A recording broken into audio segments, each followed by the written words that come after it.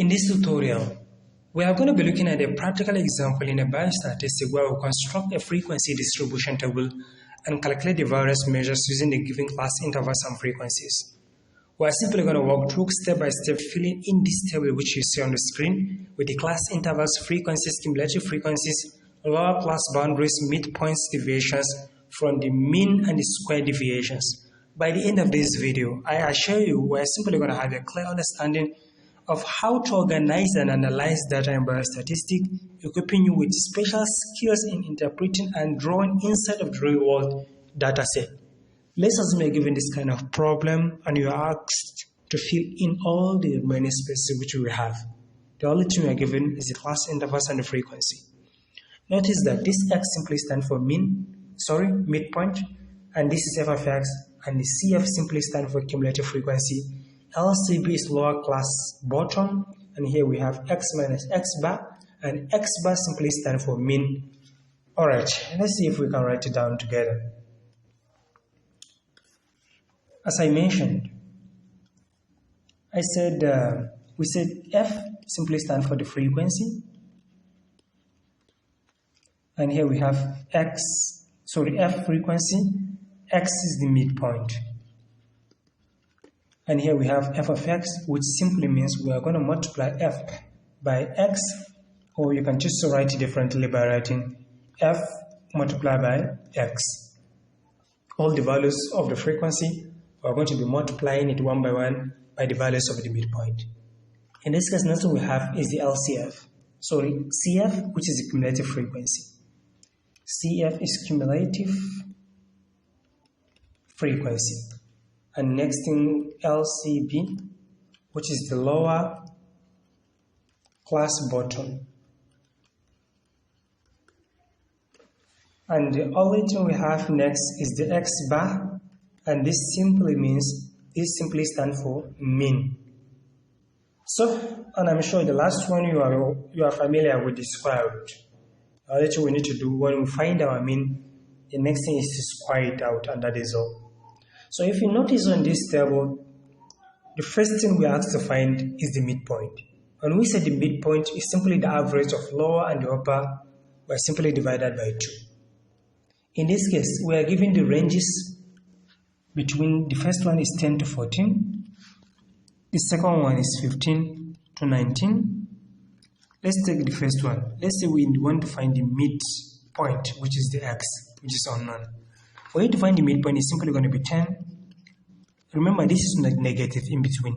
It's actually range. It's simply going to be 10 plus 14, which is simply going to be 24 divided by 2, which is total number, because we are given 2 ranges here. And the answer is simply going to be 12. In this case, this is going to be 12. The next one is going to be, which is 15 to 19. I'm simply going to plug in the values the same way. Therefore, midpoint is simply going to be the lower plus the upper value divided by 2. And this is the formula. Midpoint. You don't need to write that. X, you don't need the bar. X is simply going to be, our lower here is 15. Our higher is 19 divided by 2. And if you write it properly, I assure you your answer is simply going to be 17. Therefore, this is going to be 17. Let's try the last one, which is 20. Midpoint of 20 and 14 is simply going to be 20 plus 24 divided by 2, which is simply going to be 44 divided by 2, which is going to be 22. In this case, this is going to be 22. So if this is 22, the next one, if you do it properly, is simply going to be 27. Next one is going to be 32. Next one is simply going to be 37. And the next we have on the list is simply going to be 42. Next thing we have is f of X. Remember, we said f is frequency. X is the midpoint. We are going to multiply all our frequency by the midpoint, starting with the first one. We said the first one. So now we are out for us to find the value of f of X. In this case, f is 5 multiplied by 12, which is simply going to be 60. Next one is 7 multiplied by 17, which is simply going to be 119. Next one is going to be 8 multiplied by 22, which is simply going to be 176. Next one is simply going to be 5 multiplied by 27, which is going to be 135. Then 7 multiplied by 32, which is simply going to be 224. Here we have 3 multiplied by 37, which is simply going to be 111. And 5 multiplied by 42 is simply going to be 210. Remember, where I'm getting this value, I'm simply multiplying this by this. So, in this case, this is going to be 60, 119, is going to be 176, next is going to be 135, and the next one is 224, 111, and 210. So, at this point, what do we need to find next? The next thing we need to find is the CF, which is the cumulative frequency. To find the cumulative frequency, we're simply going to sum all the frequencies as we are moving downward. Let's just assume that here, opposite here, we have 0. In this case, 5 plus 0, that is starting point. What I'm trying to explain here is this. It's just like you moving, plotting a graph. First of all, let's assume this is a graph. We start from 0. Same thing with our x and y plane. We have 0 and here we have 360. As you're moving this way, it's simply going to be 90. 90 multiplied by 2 is simply going to be 180. But remember, starting point is 0.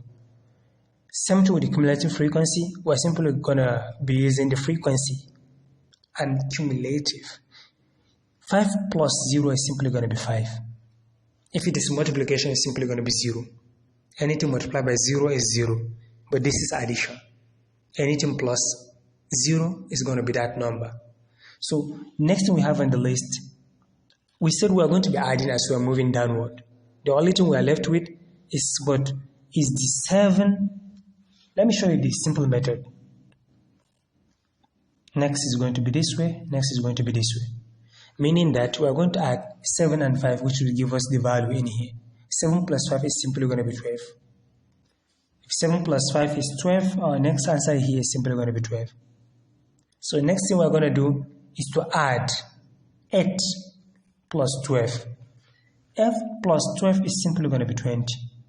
We're going to be left with this, which is 20 plus 5, which is simply going to be 25. In this case, if this is 25, am I right? Yeah, 25. Here we're going to have 25 plus 7, which is simply going to be 32. 32 plus 5 is simply going to be 35. And 35 plus 5 is simply going to be 40.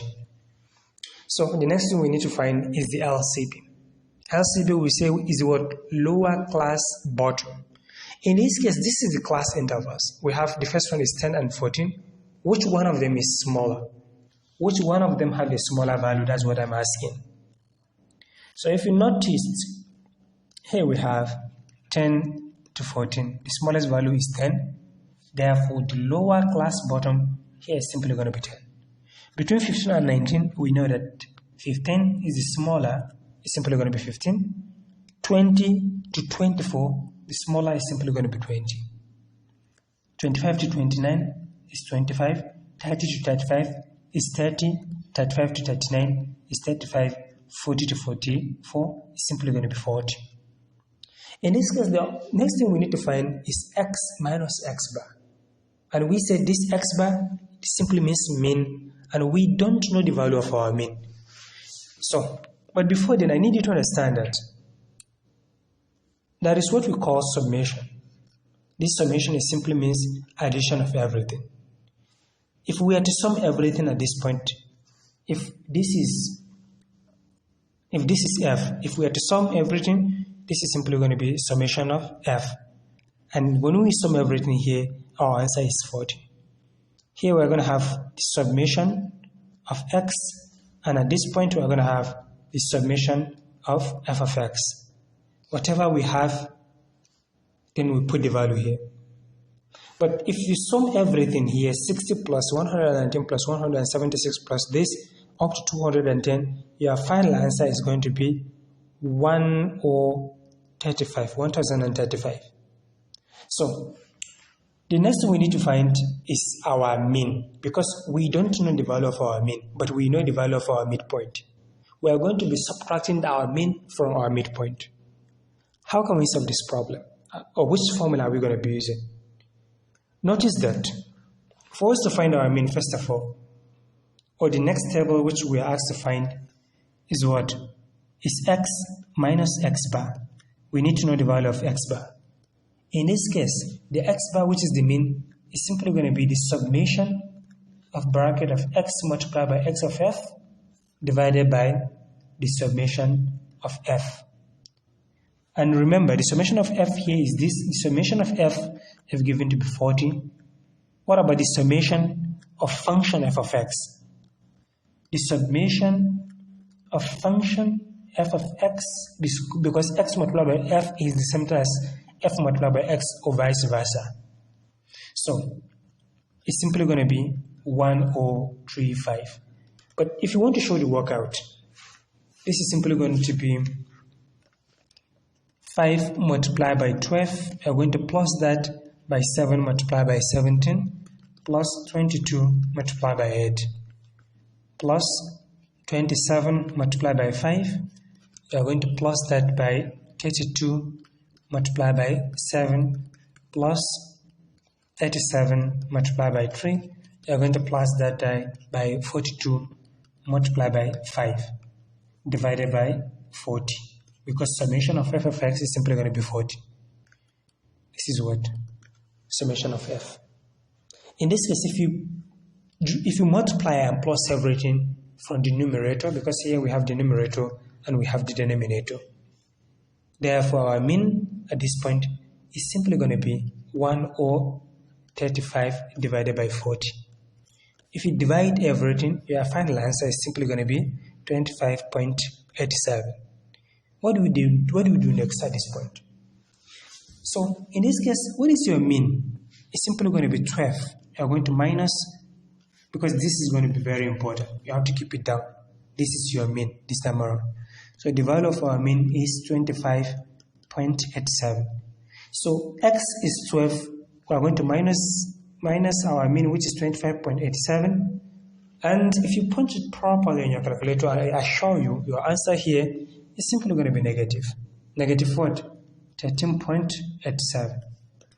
If this is negative 13.87, the next one is simply going to be negative 8.875. And next is going to be negative 3.875. And here we'll start having positive, which is 1.125, 6.125, then 11.125. Next one is 16.125. So the last part, which is x minus, we are going to square root everything here. This is where we are going to have a lot of disagreement. Because if your calculator is not in degree mode, or you didn't set it properly, or you don't know how to punch it, that is going to be a very great problem. But for you to confirm your answer, because I have already confirmed mine, make sure your calculator is in degree mode and try to put everything in square root. Sorry, in bracket. So what are you going to have next at this? So feel free to try this on yourself. Because if you put in bracket, let's say, here, punch on your calculator this way, feel free to do it this way.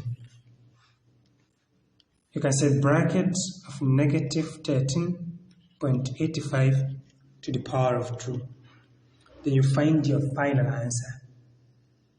So at this point, the first one is simply going to be 192.516. The second one is going to be 78.77. And the last one, if you are doing it properly, I assure you the last one is simply going to be 260.02. So at the end of this video, I'm going to drop a link which shows all the formulas which you need in Biostatistics. Thank you for watching. If you find it helpful, feel free to like and share. Thank you.